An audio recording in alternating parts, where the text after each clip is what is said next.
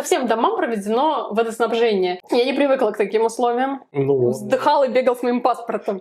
Мы должны были вернуть все ключи. Мы же еще так и не знали. Мы такие, сейчас еще на нас посудомойку повесит. Я такая, блин.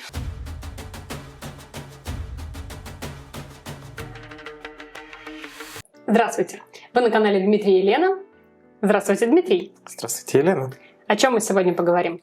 Сегодня мы поговорим о быте за границей, по нашему опыту, что следует делать, что не следует делать.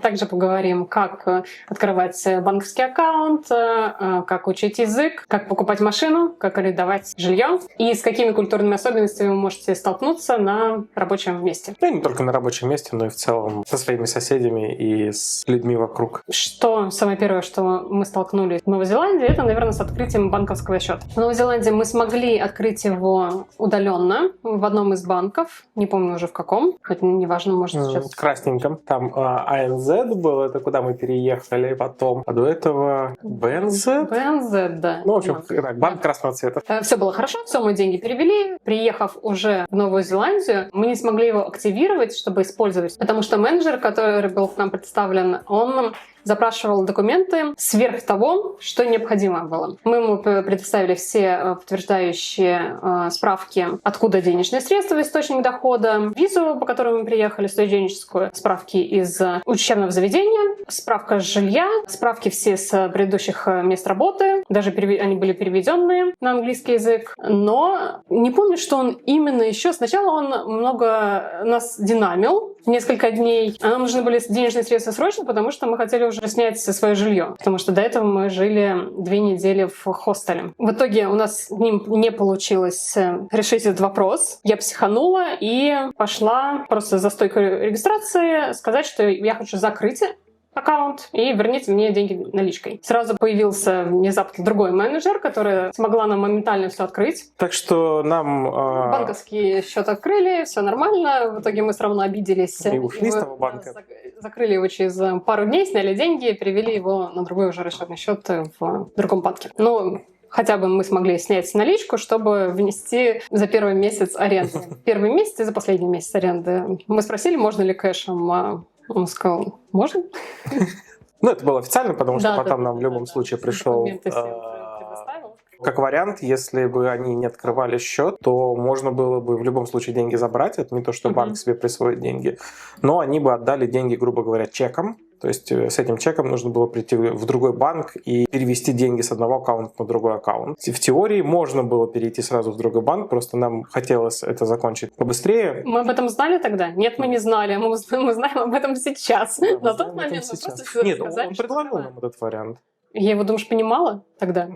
Что я могу посоветовать в такой ситуации? Не бойтесь отстаивать свои права, не бойтесь звать управляющего, чтобы разрешил конфликтную ситуацию. Ну и не забывайте, что вы тоже человек, имеете какие-то права, какие-то вообще-то такие же, как все остальные. И пусть тогда или четкие обоснования говорят, почему они не открывают счет, или... Пошли они все! Вот что-то меня вот завел. Когда мы уже получили банк-аккаунт, когда мы стали наличными, мы стали искать жилье. Нет, не так было. Неправильно. А как было? Мы сначала начали искать жилье. Нет, подожди. Мы ходили к этому мудаку недели 2, потому что мы приехали, откатимся назад. Почему мы решили так быстро искать жилье? Нам от вуза предоставили помещение. Какая у человека хорошая память. Я помню все, что мне не понравилось. Помещение в хостеле. Хорошо, что была это отдельная комната, но с удобствами на этаже. Это была комната, просто комната, если я на эту фотографию вставлю, с матрасом посередине комнаты и с вентилятором. Но зато с прекрасным видом на... Sky Tower. Да, это у них их радиовышка. Ну, это бывшая телевышка или радиовышка, и там сейчас на... Казино, по-моему. Казино, да. Она прекрасна днем, только ночью она еще и светится. И так как у нас не было шторы на нашем окне, вот этот прекрасный вид на этот Sky Tower освещало наше помещение. Так как я девочка такая избалованная, семейная, младшенький ребенок, я не привыкла к таким условиям. Я даже не знаю, как я отреагировала, если бы нас поселили вообще как хостел с другими еще людьми. Ну ладно. Поэтому, пожив дня 3, я начали быстро искать жилье в аренду. Да. Бюджет у нас был не сильно там прям такой большой, потому что мы рассчитали, сколько у нас был запас денежных средств, которые мы взяли на период обучения на год, если в случае того, что не сможем кто-то из нас найти работу. Поэтому я рассматривала помещения недорогие, желательно в пешей доступности от учебного заведения, чтобы не тратиться еще и на паблик транспорт, на общественный транспорт или не покупать автомобиль. В итоге нам прям повезло. Был апарт-отель прямо напротив нашего вуза, студия, где все коммунальные платежи были включены. Так как этот апарт-отель, то там был и спортзал, и 2 бассейна с подогревом, один на крыше, один просто там в помещении, если дождь, например. Сауна. Вообще замечательно. Все включено. Ванная была, не душевая кабинка, именно ванная. Так все, и вода, и электричество, все включено. Вообще замечательно. Вот, мы нашли помещение, нам срочно понадобились деньги, чтобы внести залог и оплату за первый месяц, чтобы подписать договор. Мы не могли договориться с этим менеджером нехорошим. В итоге сняли деньги и уже расплатились наличкой за первый месяц. Да, потом мы уже платили именно... Когда уже открыли счет в другом банке, когда открыли счет, потом уже платили просто переводом. Но с первым жильем нам... Ну, в целом нам с Грегом повезло. Да, и Грег был... Веселый мужичок. Веселый, милый такой. Он у нас сломался посудомойка, он сам ее принес новую, починил. У нас изначально не работало отопление. Точнее, оно не работало до того уровня, какое... Оно вообще не работало. Оно холодило, но оно не грело. Да, поскольку нам хотелось, чтобы там было тепло. Да, потому что мне было холодно. У нас было огромное окно во всю стену, а окна там, совсем не стеклопакеты. Там просто стеклышко, одно стеклышко. Да, то есть металлокаркас, и в него вставлены окна. Одно стекло. Ну да, одно стекло. Да. Не двойное никакое. Не двойное. Да. И было холодно. Было прохладно. Да.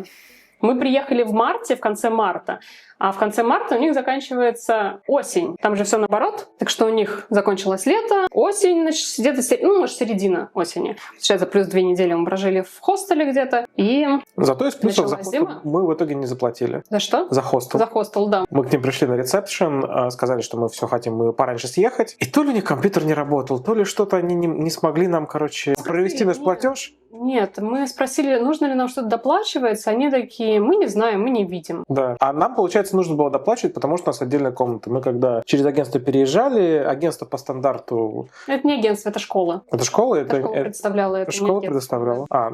Общались через агентство, значит, агентство общалось со школой. Школа предоставляет именно раздельные комнаты, то есть это хостел именно, где мальчики отдельно, девочки отдельно, двухъярусные кровати или трехъярусные. Угу.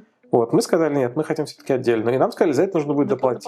А мы в итоге не доплачивали. Да, мы в итоге пришли туда и такие, они такие, мы вас не видим. Мы такие, отлично. Ну и да. К чему я это? Просто к тому, что это плюс. Что плюс? К тому, что не нужно было платить. Да, хорошо. А еще там было забавно. Мы четко выучили, когда приезжают мусорки, когда просыпаются бомжи. То есть там, по-моему, в 5... Ой, да.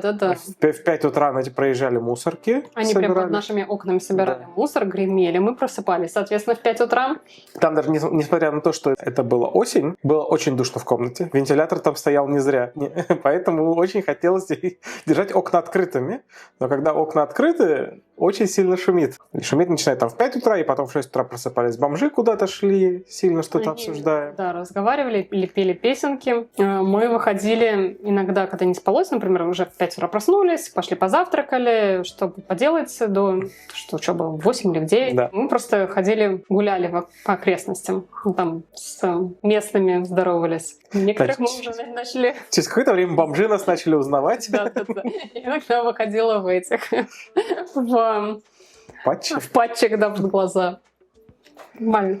Вернемся к аренде, что мы с Грегом арендовали наше первое жилье. Как происходит аренда? Вы ищете на сайте TradeMe, что вы хотите арендовать. Вы связываетесь, либо это частный арендатор, либо это агентство. В нашем случае первый Грег это был частный, то есть мы напрямую с ним связывались. Он запросил у нас референсы, он запросил у нас, можем ли мы платить. Мы сказали да, с референсами мы объяснили, что мы студенты, мы только приехали. То есть референсов у нас локальных нет. Нет, у нас были. Мы попросили Настю, это моя одноклассница, она там жила в Новой Зеландии, но уже давно приехала, и взяли от школы 2 референса. Ну вот, соответственно, да, значит, у нас были референсы. Мы их отдали Грегу, он звонил Насте? По-моему, нет.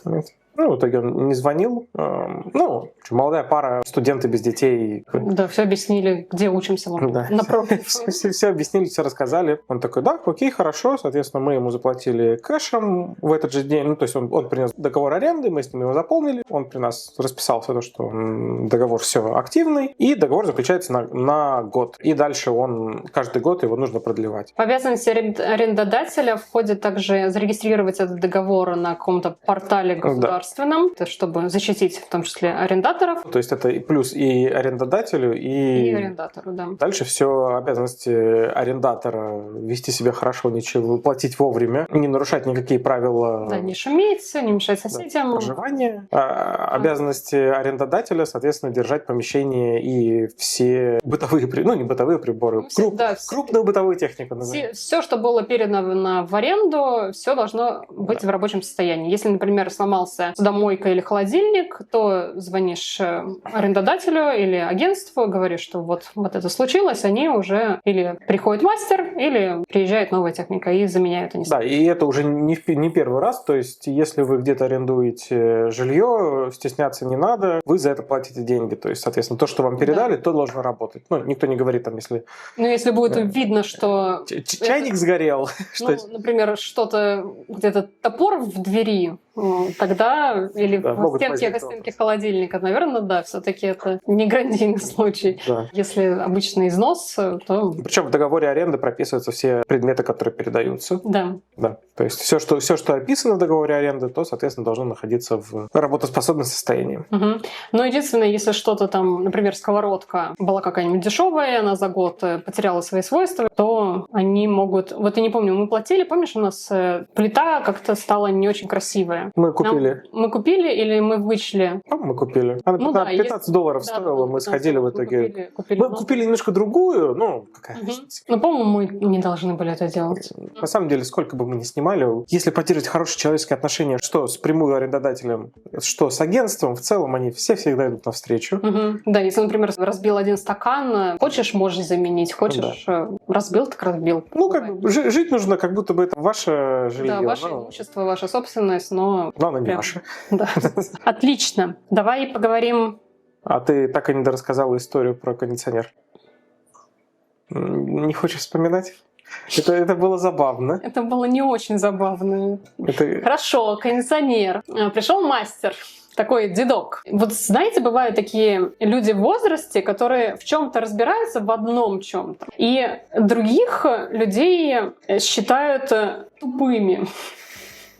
Вот мне попался вот этот дедок, который считал, что он разбирается в кондиционерах и в физике, и со мной общался очень так снисходительно.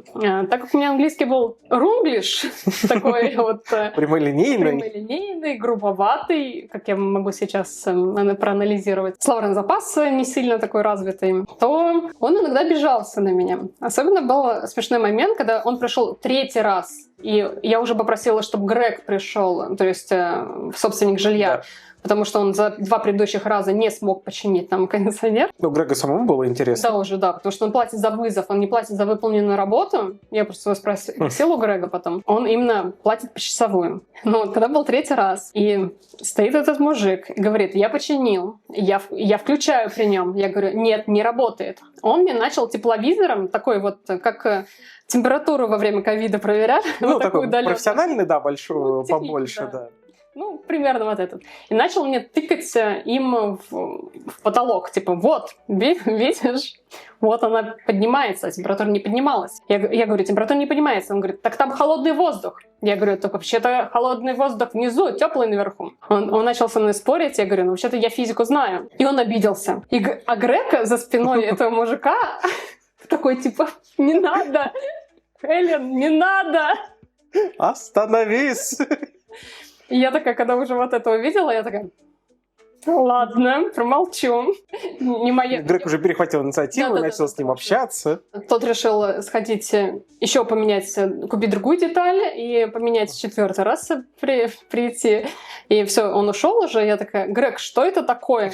Он говорит, я все понимаю, он не починил. Я говорю, но он же говорит дичь. Да, он неправильно. Но не надо с ним ругаться, потому что иначе у меня вообще не будет никакого мастера. Я говорю, в смысле? Потому что этот мастер был одобрен апарт-отелем. Да. Чтобы найти другого мастера, который будет одобрен этим апарт-отелем, во-первых, мастеров не очень много, во-вторых, они все заняты, и в-третьих, еще пройдется время, пару месяцев, чтобы его одобрили, если он найдет кого-то. Я лучше этот поприходить. Работаем с чем есть. Да, поэтому пусть этот приходит 4, 5, 6 раз, но это все равно будет быстрее, чем ждать там несколько месяцев до лета. Я такая, реалии. Ну, к счастью, все, на следующий раз он пришел, поменял еще одну запчасть, все заработало. Все. Да, стало хорошо, стало тепло. Я стала счастливая. Потом сломалась посудомойка. У нас холодильник сначала сломался. Не, холодильник Грег сам заменил. Холодильник не ломал. Нет, холодильник он заменил побольше. Да, он там сначала был совсем маленький, он чуть-чуть побольше принес холодильник, да. Но он сразу говорил, что он хочет его поменять. Точно, да. А потом посудомойка сломалась. И он точно так же, Грег приехал, отключился, потому что, видимо, к пломберу это уже не так весело, видимо, еще дороже. Он такой, посудомойку я сам могу отключить, наверное. Включил воду, достал посудомойку. Укатил ее на тележке. Укатил ее на тележке. И на следующий день привез. Через пару дней. Да, через пару дней мы пару дней помыли посуду обычным. Он, конечно, извинялся за все это, но мы такие, господи, чего, посуду руками не мыли.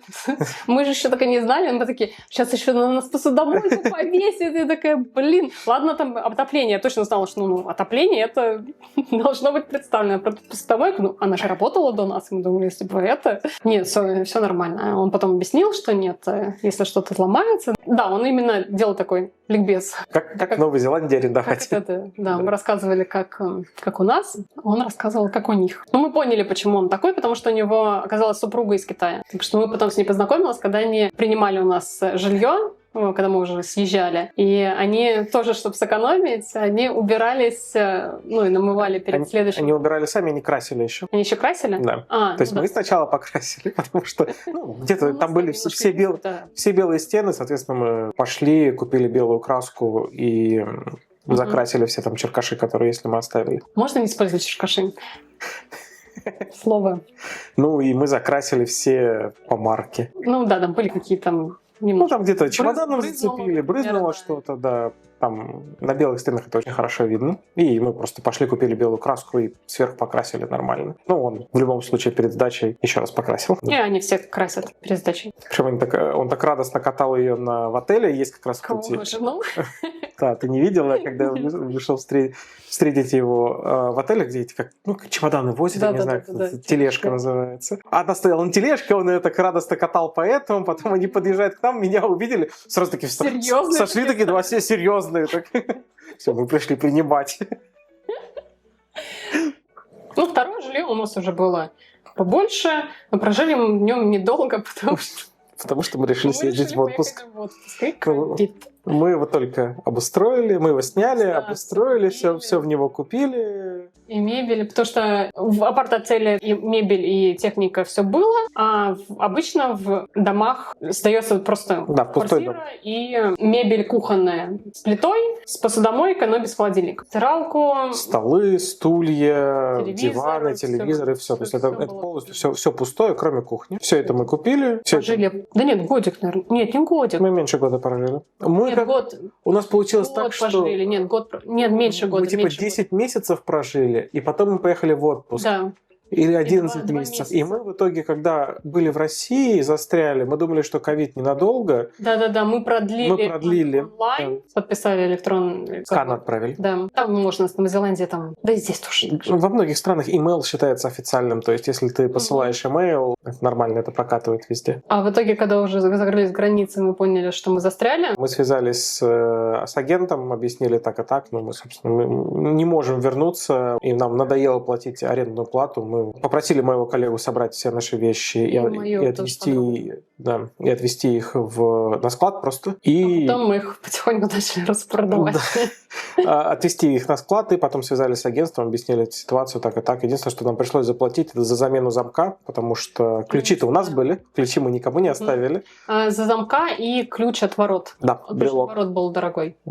Я даже пошла искать законодательство, обязана ли я оплатить это. Мы должны были вернуть все ключи, ключи, мы не имели права делать дубликаты, мы и не делали дубликаты, это вообще просто незаконно делать, если ключи нет твоего собственного жилья. И, соответственно, они просто передают эти ключи новому арендатору. Но мы не смогли их вернуть, потому что и почта тогда очень медленно ходила. Ключи за 4 месяца? 3-4 месяца, я помню, DHL мы отправляли. Нет, DHL мы отправляли обычно Почту России. Но поскольку 4 месяца это долго. Новая Зеландия была закрыта, самолеты туда почти не летали, то есть и почтовые самолеты не летали. И в итоге оно... Ну, то ли в Китае сидело 3 месяца, то ли где-то... Так, вроде про жилье все рассказали. Если что-то не рассказали, то... Вспомнила, что я хотела.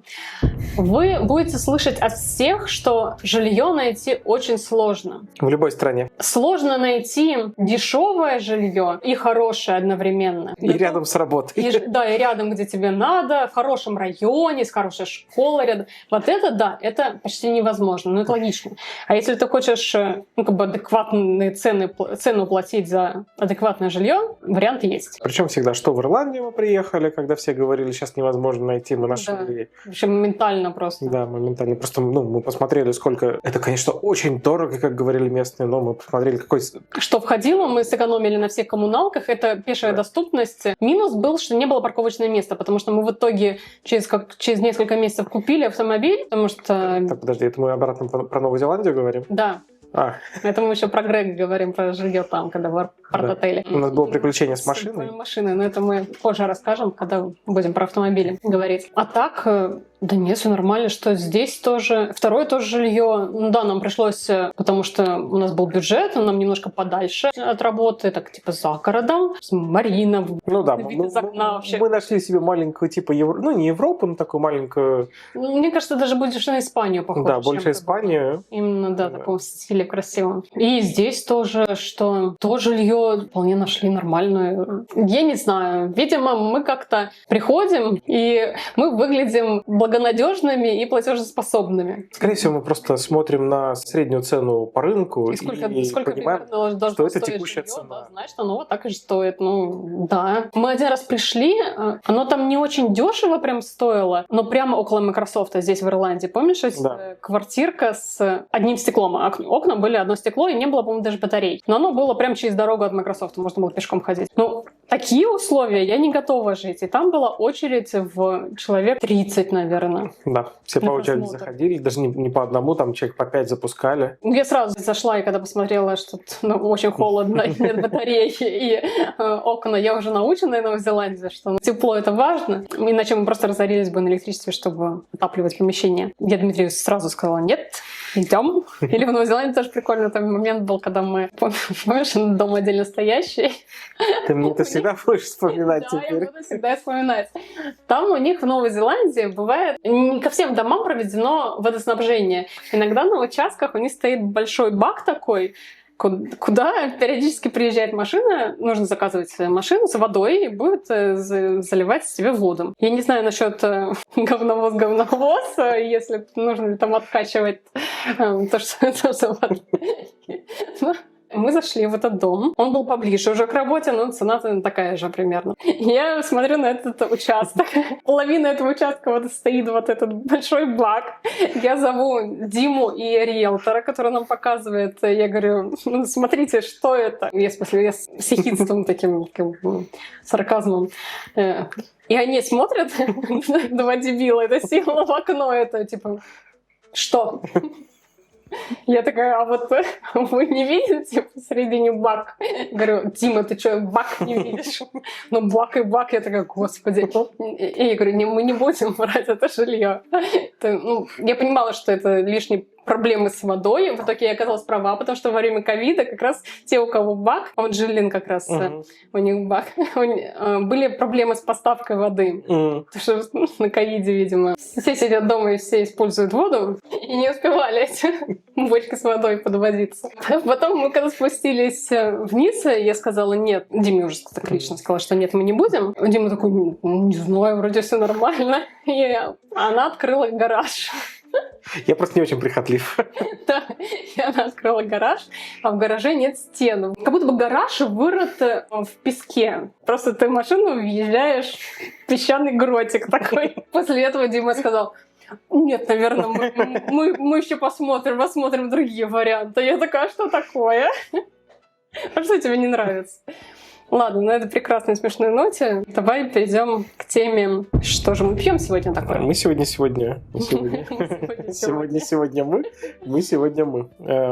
пьем сливочное пиво, которое мне подкинуло в ТикТоке как оригинальный рецепт, не тот, который из Гарри Поттера все варят. Я сейчас просто играю в Hogwarts Legacy, в игрушку такую по вселенной Гарри Поттера. И, видимо, так как Siri и все эти девайсы, они подслушивают, что о чем мы тут говорим, вот Дмитрий порекомендовала. Мне подкинул рецепт сливочного пива, который делается из желтков с коричневым сахаром. Это взбивается, далее берется пиво, какой-нибудь British Pale Ale. Или... Темное пиво. Ну, темное, либо какой-нибудь именно Ale. Гиннес подойдет? Гиннес подойдет, да. Варится пиво наливается куда-нибудь. А Балтика девятка или сколько? Что из Балтика девятка? Это лагерь, конечно. Она же темная. Девятка темная? Да. Я не разбираюсь в Балтиках. Ты же из Питера. Ну, почти. Сколько в Питере прожил 10 лет, значит, коренной? Или это про москвичей? Вот. Берется любой эль или любое темное пиво, варится вместе с джинджер. Имбирем. Варится вместе с имбирем. Нет, шестерка, портер. Шестерка, окей. Варится вместе с гвоздикой, имбирем и мускатным орехом. Постепенно чуть-чуть вливается в эту смесь яиц и сахара, чтобы яйца не свернулись. И дальше полностью смешивается и добавляется сливочное масло кусочками. И вот получается сливочное пиво. У меня в пропорциях получилось литр пива на 3 желтка, где-то 150 грамм сахара, 100 грамм масла и специи. Очень зимний напиток. Тепленько. Тепленький, пряненький. Денег. У меня чашечка РЖД. Почетному железнодорожнику. У меня Петрович. Я работал в Петровиче. То ли на Новый год, то ли по увольнению. По-моему, на увольнение. На увольнение? Да. По-моему, на увольнение дали, соответственно, подстаканник. Давай поговорим про магазины. Да. Как там с питанием? Как там вообще с едой-то за границей-то? Нормально. Нет. Нет там такой культуры еды, как в России. В России все воспитаны на культе еды. Еда стоит очень во главе стола, во главе угла. Ну а там, по крайней мере, в тех странах, которые из Британии вышли, какая-то шутка есть про... Почему Британия колонизировала половину мира? Потому что британская кухня абсолютно отвратительна, и им нужно где-то было находить хорошую еду. Да. Вот все колонии, которые были от Британии, та же Ирландия, та же Америка, та же Новая Зеландия, у них там с едой, не очень. Есть, конечно, фиш and чипс, рыбка с картошкой фри. В Новой Зеландии такое забавное блюдо есть. О, да, и, кстати, это я даже видел, как его едят. Покупается банка макароны в томатном соусе, берется обычный тостовый хлеб, кладется, сверху кладется на этот тост макароны, вот эти из банки. Из банки, которые вареные, переваренные, и сверху кладется второй тостовый хлеб, и получается такой сэндвич с макаронами. Хлеб на хлебе с кетчупом. И вот это кушается, я когда с коллегой там сидел, он такой, пойдешь кушать? Я говорю, да, пойду. И я там достал что-то, у меня салатик был сделан. Обычно то, что ты с собой готовишь. То есть там, не знаю, курочка пожаренная, салатик, там, может быть, какой-нибудь рис, может быть, я не помню, что там уже было. И он такой, я сейчас быстренько приготовлю хлебушек, открыл банку со спагетти, так навалил, положил сверху второй кусочек, такой, приятного аппетита, и давай есть. Нет, в принципе, это еда. Она даже хорошо высокоуглеводная, высококалорийная. Я такой, доел свою там курочку или что у меня было, такой, окей. И в целом вся кухня такая, она очень простая, из простых ингредиентов, очень жирная. Они любят соус, они очень любят мучное. Мучное вообще во всех этих странах. Хлебушек, причем он не то чтобы очень вкусный. Они именно белый хлеб едят. Поэтому, если хочется что-то готовить, то в рестораны ходить нет смысла. Там то же самое все будет, это еще и дорого, и невкусно. Можно ходить в иностранные, заграничные рестораны. Заграничные, в смысле... Не местной кухни. Например, азиатской кухней. Нет, в очень дорогих ресторанах там тебе, конечно... Наверное, да, Мишлен. Мишлен что-нибудь подадут интересное. Здесь тоже, на самом деле, когда мы ходили в Мишлен... Когда мы в Новую Зеландию переехали, у нас не было денег на Мишлен, поэтому мы готовили сами. В магазинах в целом набор продуктов похож в Новой Зеландии, чем на российский магазин. Не так много молочки, молочки. Молочка да, не нет, сильно... нет кефира, нет йогуртов таких именно вкусненьких, питьевых. Хлеба, как мы сказали, у них нет черного. Да. Ну или какого-нибудь тоже вкусненького с изюмкой. А в остальном мясо, рыба, птица, все то же самое. То есть в целом локальная рыба. Корнеплодов там не так много было. То есть свеклы не было. В Новой Зеландии было как раз больше тропических всяких фруктов, потому что там ближе к этим странам, откуда это все везется. Здесь уже в Ирландии, как и в России, это то же самое. Даже капуста будет. То же самое сметана здесь есть, не такая вкусная, приходится польскую кушать. Преимущество жизни в Ирландии по сравнению с Новой Зеландией, то, что Ирландия часть Евросоюза, это было открытием для некоторых. Другая история про то, как я покупал в Литве ружье. Мне пришлось... Доказывать, что нет, Ирландия — это Евросоюз. Они такие, нет, это часть UK. Брексит же. Не так, я ему объясняю, то, что я живу в Ирландии, я хочу купить ружье, ему нужно экспорт-лицензию, ему нужно импорт-лицензию. Он такой, да, раньше это было до Брексита легко, но с тех пор, как вы вышли, и я такая, насколько я помню, Ирландия все еще часть Европы. Или, по крайней мере, местные об этом не знают, что они вышли.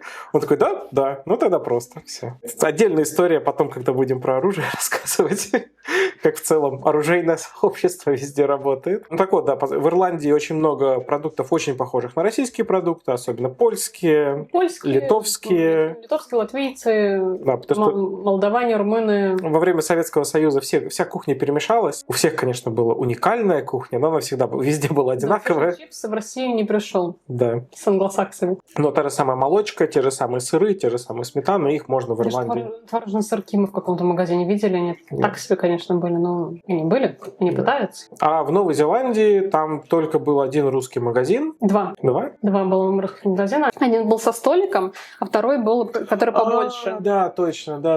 Один был поуютнее, другой был с лучшими продуктами. Поуютный со столиком, а второй с кафешкой с небольшой. А второй был именно магазин, но во втором там чуть-чуть лекарств было, там можно было уголь тот же самый купить. И книжки даже там, по-моему, продавались. Да, книжки, шампуни. Конечно, здесь магазинов больше. Мы, по-моему, в каком-то из роликов предыдущих, смотрите наши предыдущие видео, говорили, что здесь есть Полонез, это польские магазины. Да. И Молдова, молдавский. Можно какие-то товары еще найти похожие в азиатских магазинах или даже в индийских специях какие-то. Что нам не хватает, мы заказываем просто даже на Амазоне. Например, те же специи. Да, допустим, есть охотничью приправу. Так в России называется охотничья приправа. Я ее только в Литве нашел. И в итоге я на Амазоне в Литве ее заказываю. Амазон UK-ный. Тут нет ирландского Амазона, все покупают на UK-ном. То есть то, что нельзя найти локально, можно заказать по почте. В Новой Зеландии так нельзя. В Новой Зеландии слишком далеко от всего и на middle of nowhere. Страна маленькая, туда почти ничего не возится. Там была аптека, русская аптека, зеленая аптека, или как она называлась. Не помню. Там можно было тот же цитрамон найти, то, что можно привозить без рецепта. В итоге мы нашли аналоги. Здесь уже мы нашли, там мы покупали. Да, в Новой Зеландии мы еще покупали, в Ирландии мы уже решили совсем интегрироваться. И то, что есть локально, то и покупать. Почти все, кроме... Если что-то нам нужно такого уже по рецепту, значит, идешь к врачу, и если страховкой это половина стоимости покроется. Да, причем страховка покрывается не только... А давай сейчас про страховки говорим. Как мы? Мастера переходов. Переходы, да. Страховать нужно все. Себя, имущество, животных. Да, если в России еще очень много, то же самое медицина, она бесплатная, по крайней мере, за вызов скорой. В всех европейских странах Новой Зеландии нет. За вызов нужно будет платить. В Новой Зеландии, по-моему, $2000 здесь. Если у тебя не будет страховки, платишь сам. Если у тебя страховка, то и это было, по-моему, emergency. Ты платишь только часть. Любая страховка, ты платишь только часть. Я не видел страховок, которые полностью покрывают. У любой страховки есть, во-первых, франшиза. В России у меня была ДМС-ка. Да, у меня тоже в России было, когда я работал ВКонтакте, Скандинавия. Отлично было. Туда просто приходишь, и тебя на все проверяют, и все бесплатно. Если, они тебя не проверяют на то, что не нужно, но проверяют на то, что нужно. Да. Здесь нет. Здесь есть, во-первых, франшиза. Это минимальная плата, которую ты должен заплатить на некоторые услуги, на некоторые нет. И они платят какую-то часть. К примеру, зубная страховка. У нас максимум 150 евро в год, в страховой год. Это если рутинная, а если не, например, нет, у нас сейчас дурацкая, у нас не рутинная 150, а рутинная 50. Ой, кошмар какой. Так что если случится что-то с зубами, там, 150 евро получишь, и все. Да, другие услуги медицинские, там, конечно же, больше. Да, получше. может, мы дополнительно взяли какие-то такие для путешествий, по-моему, страховку взяли. Ну, потому что это реально можно разориться. Это если что-то с тобой случается. В Ирландии все еще нет. Там, по-моему, очень серьезные случаи все-таки покрываются, субсидируются государством. То есть, если ты там... Ну, если мы куда-то поедем в Америку, у нас или как то в одном месте ломается, то в другом. Без страховки. Я не готова 10 тысяч выкладывать просто как евро. пуста. Медицинская страховка предоставляется работодателем. В большинстве случаев иногда можно самому покупать, но чаще всего работодателем. У нас есть коты. Соответственно, коты застрахованы. Они застрахованы от тяжелых заболеваний. У нас на них франшиза идет 300 евро. То есть все, что больше 300 евро, это покрывается страховой. Ну, например, если они заболеют, какая-нибудь операция нужна будет, или рак, или вдруг внезапная смерть, покрывается стоимость кота. Если убежал. Убежал, например, даже, или украли. У нас коты, они дома сидят, у нас они вряд ли куда-то убегут. Это бенгалы, они породистые. У них бывают какие-то... Да. Да. Особенно... У нас одно и одно, другое и другое. Но это тоже тема для... У одной вьетнамские флешбеки, у второй просто синдром козла она может взять и все. Ну, бывает, не знаю. Кот отключился. А страховка на автомобиль при покупке автомобиля в Ирландии... Так, добавим, что если что, мы ходили к ветеринару, все нормально. Коты у нас в сытости и в здравии. Страховка на автомобиль. В Ирландии она обязательно, в Новой Зеландии нет. Здесь какая ОСАГО. Да, здесь как ОСАГО. Только стоит как каска. Здесь, да, разница между ОСАГО и каска что-то вроде 100 евро. То есть за ОСАГО ты платишь 1000, и еще доплатишь сверху 100 евро, и у тебя будет каска. Да. Ну, нет, у нас сейчас скидка, потому что мы без происшествий. Здесь есть no claim discount. За каждый год там чуть ли не на 25% уменьшается стоимость. Поэтому изначально, когда я начинал машину страховать, у меня было от 1000 евро. 900 с чем-то было. Сейчас уже... 900 с чем-то уже. Да, даже меньше. 600, да. В России тоже такое есть, просто она не такая значительная. Здесь прям значительная. Да. Причем здесь мы сейчас с Alliance, у них есть специальная услуга, что если ты платишь на 30 евро больше, в случае происшествия твой no claim discount остается с тобой. То есть у тебя одно происшествие в год, ты можешь кого-то врезаться сам. No claim discount сгорает только если ты виноват. То есть если в тебя врезались... Да. Как же так же в России, по своей вине. Да, причем здесь no claim discount, он на машину, он не на человека. Разве? Подожди. Нет. Получается, что если я покупал бы вторую машину, у меня бы второй no claim discount заново пошел бы. Поэтому я когда разговаривал, я сначала страховку... Почему у меня не было? Потому что я сначала страховку хотел сделать на себя, потому что я думал, у меня же есть no claim discount. Типа, давайте его как бы расширим на 2 машины, какая разница? И мне сказали, нет, так не работает. Поэтому я говорю, то, наверное, нет смысла, давайте на Лену, и мы на тебя сразу сделаем. У нас дом в ипотеке есть иншуранс. У нас 2 страховки. Страховка на жизнь, на нашу, и страховка, если с домом что случится. Ну, и стандартная страховка. Страховка жизни обязательно при получении ипотеки в Ирландии. То есть это без этого моргидж просто не выдадут. И мы также после 2 недель проживания здесь уже в нашем жилье, мы сделали страховку на имущество, находящееся не только в доме, но и за пределами дома, то есть на нашем приусадебном участке. Почему мы это сделали? Потому что у меня был велосипед, и как только мы сюда приехали на 2-ю неделю, мне этот велосипед стырили.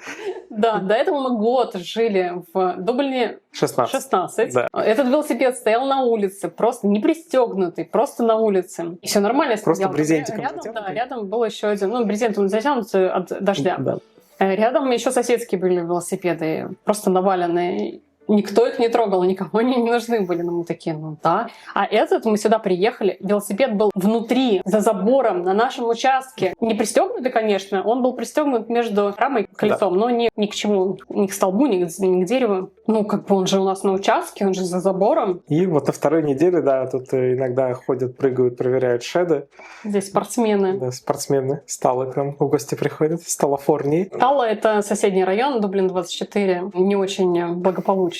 Поскольку там, по-моему, переднее колесо было к раме пристегнуто, поэтому он его схватил, перекинул. Он перепрыгнул через забор вместе с велосипедом, потом схватил этот велосипед и с ним в руках побежал. Потом заднее колесо поставил и покатил. Первое время он бежал. Да, первое время он просто бежал с этим велосипедом. После этого мы страховку сделали именно на движимое-недвижимое. В итоге больше нам это не пригодилось. Но мы, по крайней мере, здесь. Опять же, там не сильно была разница в деньгах, поэтому 30 евро в год больше. Мы позвонили Гарди, это местная полиция. Они приехали, рассказали нам, что это здесь нормальная ситуация. Мы сказали, да нет, мы жили дома. В другом там такого не было, они такие, ну так добро пожаловать, Дублин 24. Мы такие, понятно. И после этого мы решили больше знакомиться с местными депутатами, с Гардой. С волонтерами, с Гардой. Это все вылилось в том, что мы организовали здесь резидентскую ассоциацию. Это опять тоже тема для какого-то из следующих роликов. Neighborhood Watch организовали. Когда соседи наблюдают за... Но они так не наблюдают. Это больше официальная процедура, когда между комьюнити и Гардой у нас появился Гарда репрезентатив, то есть офицер, который к нам представлен. Мы с ним в WhatsApp сегодня как раз писал, общались. И то, что мы повесили знаки, то, что у нас Neighborhood Watch. И в целом, да, развели тут бурную деятельность. И в Гарда-станции теперь нас... Знают, потому что мы постоянно с бумажками новое оружие, еще одно оружие, еще одно оружие. Да, мы там уже и чиф-инспектора знали, с которым встретились тогда в Сити-холле.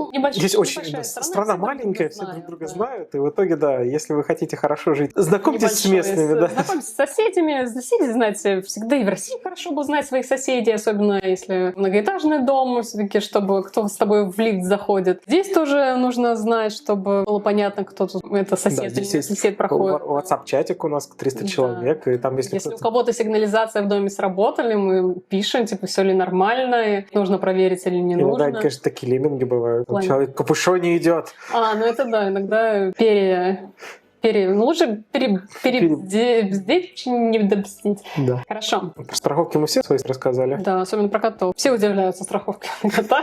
Все не местные. Местные жалеют денег просто. Но они понимают, что это надо. Местные, они понимают, зачем это надо. Некоторые говорят, моя уже взрослая, после 8 лет. После 8 или 7 лет очень дорого страховка, потому что, заболевания чаще намного больше шансов. Да. У них здесь кошки все на улице гуляют. Они к ним относятся не как к члену семьи, а как просто домашние животные. Окей. Иногда приходят покормиться. Ну и плюс они не породистые. У всех породистых животных бывают проблемы, потому что инбридинг и все такое.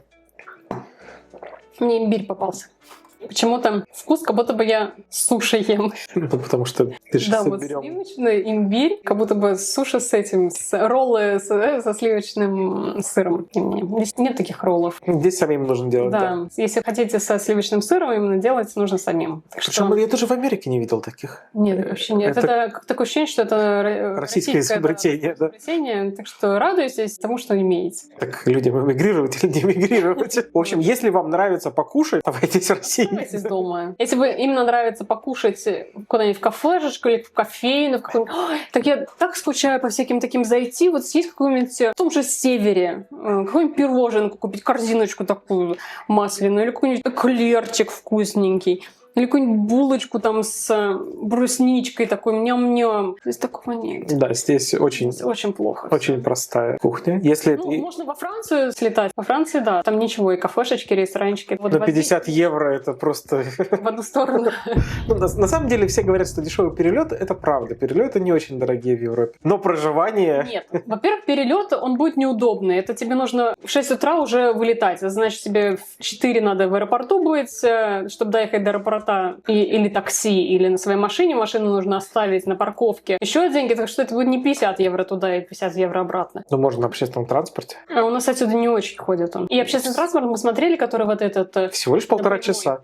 Который прямой. Он, по-моему, по деньгам выходило столько же, сколько такси. Здесь он какой-то недешевый. Вот здесь нет смысла пересаживаться. Кстати, общественный транспорт, здесь вот эти двухэтажные автобусы, они тоже как в Англии, двухэтажные, только зеленый. Вот помните тот момент из Гарри Поттера, где сумасшедший водитель автобуса ездил между другими машинами. Один в один. Они просто гоняют, это какая-то штотворная поездочка. Не, я, конечно, понимаю, им вообще никто не уступает. Здесь такое ощущение, что им не нужно уступать. Нет, не нужно, по закону не нужно. Они поэтому очень наглые такие. Наглые, быстрые, шустрые. Быстрые, огромная дура такая двухэтажная. Ух, но аварий мало. С автобусами особенно. Ну да, с автобусами я пару раз в новостях слышала, только и все. Учат. Хорошо, паблик-транспорт будем обсуждать? Да чего обсуждать? Обсуждать. Плохой. Нету ни метро, нету ничего. Нет здесь, ни в Зеландии. Да, что? Радуйтесь городам, где есть метро. Метро — это отличная штука. Вот все про Нью-Йорк говорят. Оно грязное, там крысы. Оно есть. Я очень радовалась, особенно в Нью-Йорке, то, что оно 24 часа работает на 7. Мы когда были в Новый год, вообще замечательно было. В Ирландии все очень плохо. Мы с папой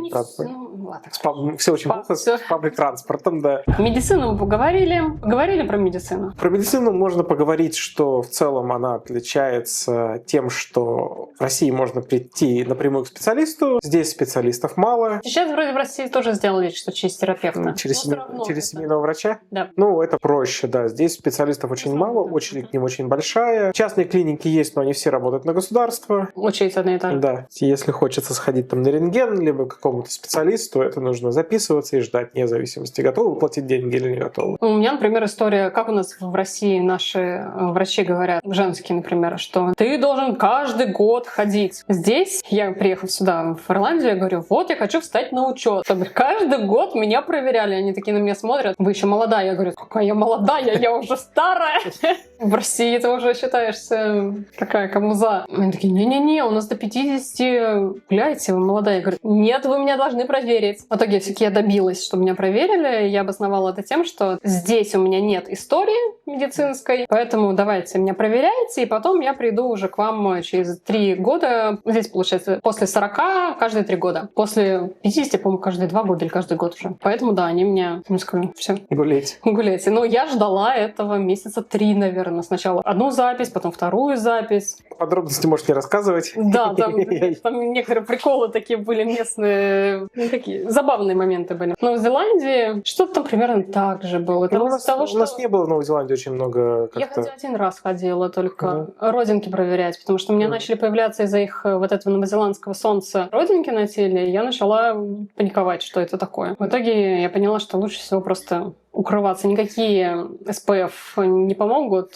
Просто длинные рукава, шляпы, желательно еще и зонтик. Можно, наверное, про другие услуги, про косметологию. Но тут мне нечего рассказывать. Моя косметология, как с ковида началась. Подстригание головы до состояния лысая башка до пирожка. Так оно и продолжилось. Если вы хотите куда-то пойти, там, постричься, сделать маникюр или ботокс обколоть или еще что-то, не ходите к местным никогда. Не ходите к азиатам или с Индии, ну тоже азиат, никогда. Ходите только к Восточной Европе. Это Молдова, Польша, Украина, Россия. Только к этим специалистам. Иначе у вас будет очень плохой и дорогой экспириенс. Причем такое ощущение, они даже не понимают, почему ты недоволен. Ну, ты говоришь, так ты же меня криво постригла. А они такие, ага. Нормально, чё ты? Или маникюр же кривой, он же растекся, например, под кутикулу куда-нибудь. Так он же все равно отрастет через пару недель. Вот. Ну, а другие сервисы, они также дорого и некачественно. Да. То есть здесь... Сделай все сам. Да, поэтому закупаешься инструментами и потихоньку начинаешь изучать всю эту теорию. Как работать с проводкой, как работать с пломбером. Если что-то нужно сделать, там, не знаю, шед починить, доску прибить, это все делаешь сам. Ну, единственное, что, да, если это какие-то... Ну, солнечная панель, например. Да, солнечная панель. Вот холодильник у нас сломался, поменять надо было. Там уже все-таки мы это сделали через фирму. Причем, да. С холодильником забавная история была. Да, с холодильником. К нам пришел мастер, посмотрел холодильник, сказал, что, ну, да, он как бы сломан, и холодильники делаются из расчета того, что их чинить нельзя, потому что сзади все залито пеной, где этот тен идет, и он говорит, ну я это могу разобрать, но обратно я это просто не соберу. И в итоге он такой, типа, ну я вам могу посоветовать, где купить холодильник, дал телефон напрямую дистрибьютора, в отличие от того, что вы в магазин не идите, вы напрямую позвоните, там у меня знакомый работает, скажите, что это от меня. Ну, мы только позвонили, там на 200 евро, что ли, дешевле холодильник купили. Да. Мы такие, отлично, вот. Да. Связи. Да. Нетворкинг. В любой стране во всем, что с гардой находите, если вы хотите что-то с полицией делать, что с местными локальными депутатами, если вы хотите что-то поменять все в районе, что вот... А давай, кстати, про связи поговорим. Вот, например, те же депутаты. Помнишь, у нас была история, когда я получила первую резидентскую карточку, но она была на полгода только. Потом мы подались уже на следующую резидентскую карточку, которая на 5 лет, на 3 года. 5. На 5 лет выдается. И у меня уже заканчивалась моя текущая, они мне все не отвечали. Я понимаю, что тогда уже началась специальная военная операция, много приехало беженцев. Они еще после ковида даже не восстановились. Еще после ковида, да, это был и у них не 22-й год. Да, и у них еще как раз после Брексита подходило время, что очень многие британцы начали подаваться. Ну да, и совпало с таким моментом, когда они были перегружены все. Да. Сначала они просто отвечали на наши на имейлы, что это позже. Потом они вообще перестали отвечать. А нет даже телефона, просто позвоните. А у нас отпуск в сентябре. Да. Получается, я не могу выехать за пределы Евросоюза, потому что у меня предыдущая карточка просрочена, у меня нет никакого письма, подтверждающего, что оно на рассмотрении. Ну как, у них на сайте написано, что... У них на сайте, ну что я должна была на границе предъявить? Ну, у них на сайте написано, что если у вас работодатель спрашивает, а у вас карточка заканчивается, нет, вот вы покажите. Работодатель — это все, да. Это да, я про границу, я про отпуск. Границы, да. Поэтому я решила на отпуск не покидать территорию еврозоны. Я помахала мужу в Нарве. На эстонской границе. Он быстренько туда-сюда на автобусике. Я сначала на машине выехал, потом через полчаса вернулся. Ну, с машиной тоже забавная история, потому что машина была уже европейские номера, ирландские. Но так как он въезжал в Россию по виду на жительство, он еще не был просрочен, и на автомобиле с европейскими номерами, они такие ему: а растаможку? А заплатили? Он такой: так я ж турист, туда-сюда. Если это вы турист, то вы въезжаете по туристической визе, а вы въезжаете по виду на жительство. Это значит, вы постоянно здесь живете. Так что вы должны... Он говорит: хорошо, давайте я заплачу госпошлину. А вам нужно ее заплатить на расчетный счет. Заранее. Когда идет. Это неделю может заняться. Я такой: господи, что мне делать тогда? Да, потом как это происходит? Вы платите пошлину. Мало кому, наверное, это пригодится. Ну, да, мало кому пригодится, но просто так забавно. Платите пошлину, после этого въезжаете на территорию России. По выезду из территории России получаете справку, что вы выехали. На этой же машине, да, что машина нет, там осталась. Отправляете эту справку в таможню, и они возвращают деньги. Да. Ну вот, получается, если бы даже я и въехала, и так как я гражданка России, мне бы тоже нужно было бы заплатить, я бы не смогла въехать на автомобиле с иностранными номерами. Да. Я бы одна поехала бы, мне нужно было бы заранее заплатить, подождать. Ну, просто это такая интересная ситуация. Все нормально на границе было. Все понимают, это такие. И когда ко мне подошел этот то ли начальник смены, то ли кто-то, ну, опять же, эту ситуацию я ему рассказал, он такой: ну, есть два выбора. Первое, мы вас официально разворачиваем, то, что вы приехали... Будет официальный штамп. Официальный штамп, что въезд не разрешен или въезд был не разрешен, да, что-то такое. Либо вы сейчас мне пишете от руки объяснительную, то, что вы там забыли какой-то документ, и просите меня вас выпустить, и мы по этому документу вас это вывозим. Я такой: давайте, я что-то дома забыл. Он такой: ну давайте. Я ему от руки написал, отдал, они мне развернули. То же самое ты объяснил на границе уже обратно на эстонский. На эстонский, на меня два пограничника смотрят, типа: ну как-то быстро. Границу так быстро не проходят. Самое прикольное, что через час ты опять не поехал уже на автобусе. Сколько бы мы какие границы не проходили, везде люди к этому относятся с юмором. Кроме одной. Кроме эстонской границы, когда, да, Лена ехала. Ладно, я не буду. Вот эту эстонскую границу, это останется на следующий ролик какой-нибудь из... Так что подписывайтесь на наш канал, ставьте лайки, колокольчик, чтобы ничего не пропустить. Там будут как раз вот эти всякие истории, где к нам, как иммигрантам или какими-то там применялись какие-то санкции. Ну, или с нами разговаривали как-то не так, или мне показалось, что не так, или к нам докапывались, или какие-то будут такие интересные, забавные истории, или не забавные, или бесячие какие-нибудь истории. Вот, как мне там подружка везла сюда таблетки, ее на границе за это чуть не... То, что они были рецептурные. Кетановчик. Вот, так что... Это не турецкая граница? Нет, на армянской. На армянской? Господи. Ладно, это на следующий раз. Хорошо, продолжим про депутатов. Вот я решила остаться на территории еврозоны, чтобы не было проблем с пересечением границ обратно. В итоге мы вернулись домой. Ее, по-моему, до сих пор не было. Да, карточки не было, и мы решили уже... Мы решили написать... Как раз были то ли выборы, то ли еще что-то. И в почтовый ящик закинули... локального кандидата. И мы такие: окей, давайте ему напишем. Может, он посоветует что-то. Мы же не знаем, с кем пообщаться на это. Что ехать в миграционный центр, тебя никто не пустит туда. Потому что тоже ковидные еще ограничения не сняты были, тогда было по записи, не пропускали. Просто так я спросить. Мы ему написали на e-mail, Дима написал, он ответил. Сейчас свяжусь с ними как-то. И у него, видимо, у него были телефоны.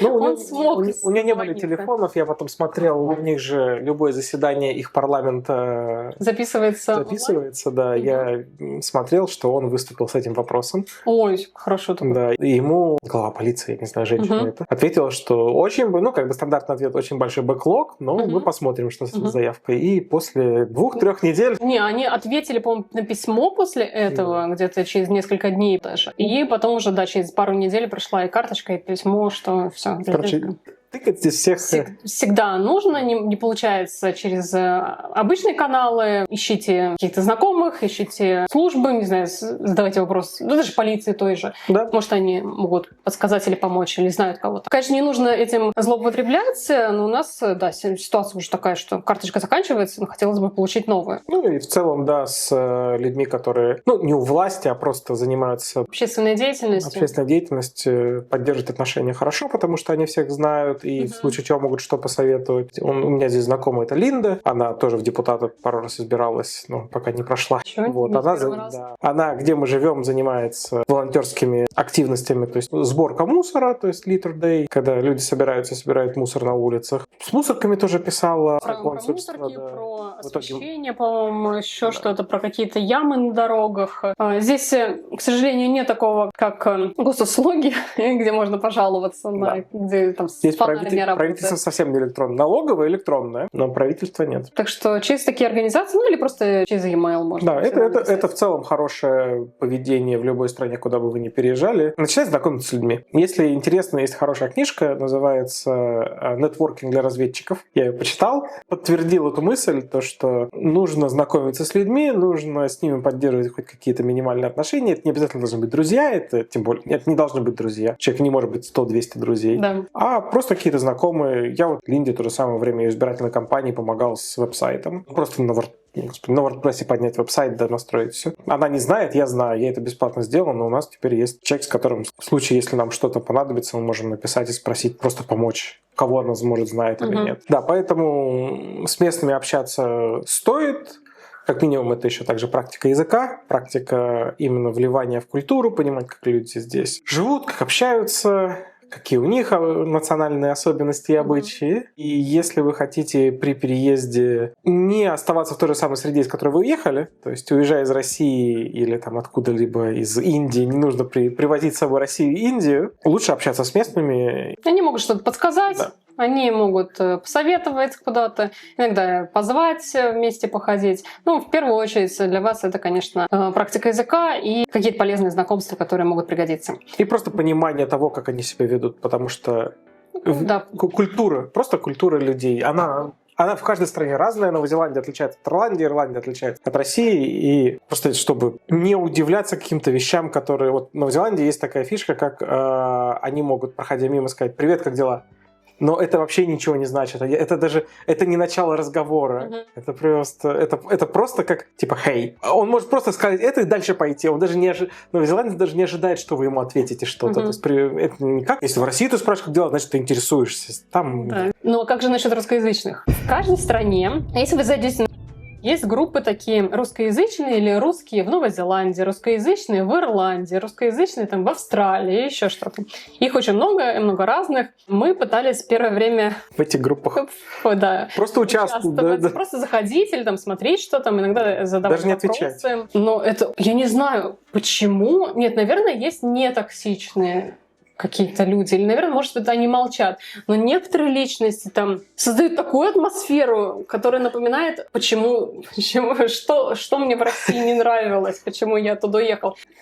Которые всем говорят, не нравится, уезжайте. А чего вы сюда приехали? Не резиновые. А здесь жилья нет. Если кто-нибудь там из новеньких, например, задает вопрос, вот я бы хотел приехать, что вы можете посоветовать? Не нужно отсюда приезжать. Не нужно сюда приезжать. Здесь и так нам, местным, жить негде. Вот это. Это же есть мем, то, что если в английской группе задать вопрос, где купить зеленых яблок, тебе скажут, в таком-то магазине и в таком-то, не знаю, месте. А если в русской группе спросить, где купить зеленых яблок, тебе скажут то, что ты мудак, то, что нужно есть персики. Если ты хочешь есть яблоки, езжай обратно и ешь свои яблоки там. Но никто не скажет, где их купить. Да. Нет, это очень утрированно. Бывают все-таки там люди, которые и помогают, но чаще всего понятно, что некоторых раздражает то, что новенькие заходят и не смотрят, какая была предыдущая переписка, задают одни и те же вопросы. Ну, задали эти одни и те же вопросы. Ну, зачем в ответ хамить? Просто проигнорируй. Ну, вот да, кто-то задал какой-то такой же вопрос. Ну, проигнорируй. Или просто напиши, посмотри предыдущие сообщения. В итоге мы для себя вывели такую... Отписаться. Отписаться, да. От всех русскоязычных. Просто отписываешься и начинаешь общаться с местными, и жизнь твоя налаживается. Не, местные тоже бывают мудаки. Хорошо, давай. Помнишь тот, который я хотела все-таки пересдать на ручку? Да. Но это будет уже в следующем ролике. Потому что про автомобили мы поговорим. Он мудак, но повел же он себя по правилам. Да, он все равно мудак. Давай еще скажи, что офицер на границе с Эстонией тоже повел себя по правилам. Ну, вздыхал и бегал с моим паспортом. Он пыхтел. Куда-то звонила. Ну, может быть, в эстонском разговаривала, ничего не понимала. Мы уже выяснили, что может, у него просто компьютер не работал, поэтому он такой злобный был. Несколько раз этот паспорт мой про... Я такая, господи. А я такая, а я имею право? Я все прочитала. Пусти. Да, пути. Он такой, не путю. Сквозь все наше повествование единая нить — это то, что знаете свои права, знаете... Отстаивайте свои... Не слушайте людей, которые вам говорят, как правильно, а идите и сами смотрите, как правильно, потому что... Не доверяйте адвайзерам никаким, даже за деньги они могут сказать хрень. Да. Проверяйте все сами. Вот есть такой прекрасный мем. Зато сам. Не нужно себя, конечно, доводить до такого состояния, но примерно вот так и есть. Если хочешь сделать что-то хорошо, сделай это сам.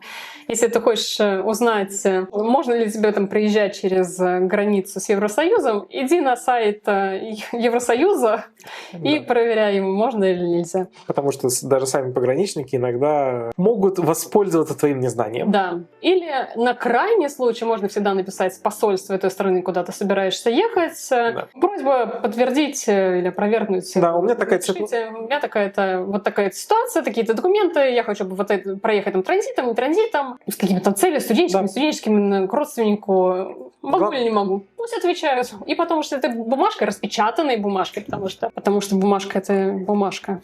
Без бумажки — это какашка. Ты такой, можно?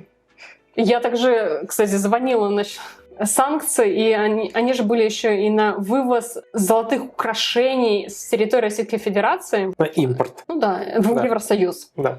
Дима забирал мои украшения из дома. Я пошла на все сайты, где вот эти санкционные списки были написаны, все перевела со всех языков, причем собрала с эстонского, перевела на русский, с английского перевела на русский. Там по-разному, кстати, немножко так переведено со своими особенностями. Расшифровки, комментарии почитала. Все равно непонятно было, потому что такое ощущение, что нельзя вывозить вообще ничего. Вот даже, например, у тебя какое-нибудь обручальное кольцо, если оно было произведено в России, ну кто оставляет этикетки с чеками, где оно было произведено? У меня, например, половина украшений была куплена в Украине, потому что я там жила, я там родилась, у меня там бабушка с дедушкой оттуда, да, у меня часть оттуда. Часть вообще каких-то советских. Это что, Россия, не Россия? С какого региона Советского Союза это было?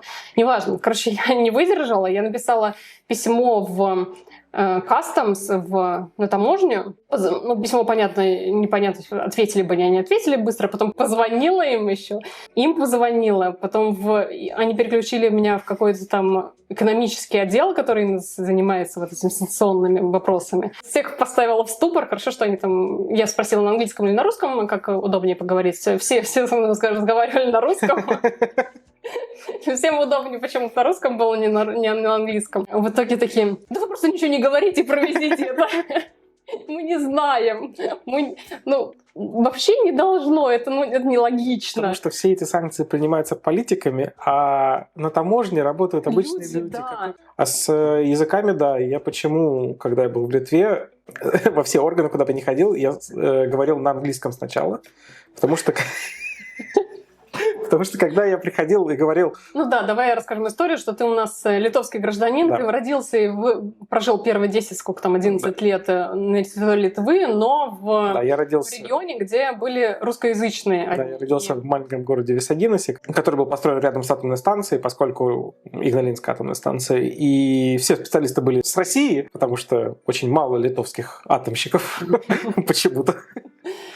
Кстати, на этой атомной станции снимался как раз сериал про Чернобыль. Да. И... Очень странный сериал. Я его смотрела отрывками, но это что-то там не хватило. Я не смотрел. Да, и поэтому это был полностью русскоговорящий город, и я носитель русского языка, я литовский знаю очень, то есть я его почти не знаю, я его не знаю, даже можно сказать. У меня литовское гражданство, и мне приходится ходить в литовские официальные органы. Когда женились, подавался на справку. Да, женитьба забавно. То, что я не женат, когда переехали в Литву, мы ходили, подавался то, что Лена моя жена, и ей нужно резидентство по этому. А мы не знаем, что это. Нет, они не знали, когда визу выдавали. Это когда мы тебе бесплатно на визу подавались. Хорошо, ну потом расскажем. По всей моей практике, когда я начала говорить по-русски, со мной начали говорить по-литовски. Потом я начала говорить по-английски, и они с недовольным лицом переключались на русский. Поэтому я во всех заведениях официально заходил и сразу начинал говорить на английском. На меня смотрели, и я им предлагал, может быть, по-русски? И они так были рады. Это бывает все-таки уже поколение постарше, оно уходит на пенсию потихоньку, те, которые знают русский язык, а те, которые из молодежи, они на русский уже не очень. С ними уже на английском можно... Да. И с ними даже они нормальные европейские уже с европейским таким подходом. Веселые, с шуточками, с улыбочками. Они вот эти вот выращенные в СССР. Почему вы такие? Ну почему люди, становясь старше, хотя СССР распался уже 30 лет назад, даже больше. За 30 лет вы уже могли как-то немножко адаптироваться под европейский стиль, стать более дружелюбными, там, улыбаться иногда. Нет. Нельзя. Ладно. Хорошо, мы много поговорили сегодня. Не все обсудили, к сожалению. Все пошло не по плану, как всегда. Будет 3-й ролик про иммиграцию. Вот там уже мы точно расскажем и про культурные особенности, и какие на работе, как язык учиться, и про автомобили. Так что и про права. Ну да, автомобили как покупать и как конвертацию. Сейчас мы сейчас мы рассказали, что про жилье. Сделали выводы всегда. Все-таки реально смотрите на стоимость аренды, чтобы у вас тоже, если слишком дешево и хороший вариант, это может быть мошенники. Мошенники есть в любых странах. Также не забывайте отстаивать свои права. Не нужно быть наглым, но если вы в чем-то уверены, что вы имеете право или вас где-то пытаются ущемить ваши права, тогда нужно все-таки уметь отстаивать свои границы и чтобы вас никто не обижал нигде. Поэтому, чтобы не пропустить, подписывайтесь, ставьте лайки. Будет много смешных историй. Пробивайте в колокольчик. Кто вам еще расскажет, кроме нас? Всем спасибо. Всем пока. Ну что? Куда ты пьешь? Поставь. Что же мы пьем сегодня такое? Мы сегодня.